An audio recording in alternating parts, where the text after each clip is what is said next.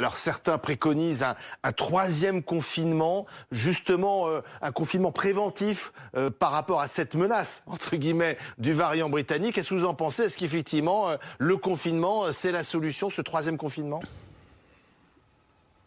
Écoutez, ce que je vais vous dire n'est pas mon opinion ni ce que j'en pense, mais ce qui est déduit de la littérature et des premières analyses. Actuellement, il n'y a aucune preuve scientifique, et aux États-Unis, on commence à montrer l'inverse, que le confinement de tout le monde, bien sûr, je ne parle pas de l'isolement des patients atteints, mais que le confinement et les mesures sociales et changer quoi que ce soit à la courbe épidémiologique. Nous avons vu ça dans le Sud, puisque nous testons depuis le début. Nous n'avons pas de variation quant à la capacité de test, et nous avons bien vu que l'histoire naturelle de ce virus et des courbes n'était pas fonction des mesures d'isolement. Il y a même des études en Espagne sur ce que vous avez appelé la première vague, ainsi qu'en Italie, qui montraient que les personnes confinées avaient plus de chances de se contaminer dans le cercle familial, qui malheureusement, et c'est là, donc quand vous avez quelqu'un qui est malade à la maison, il faut l'isoler, bien sûr se laver les mains à l'alcool, mais de confiner tout le monde ensemble, non seulement il n'y a pas de preuves, mais il commence à émerger des éléments pour dire que ça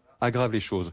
Donc je n'ai pas, c'est une décision politique pour lesquelles le ministre et les ministres auront des arguments qu'ils expliqueront le cas échéant. Je ne l'espère pas, tout simplement au vu de la situation que nous avons pu observer ici en temps réel depuis le début. Vous dites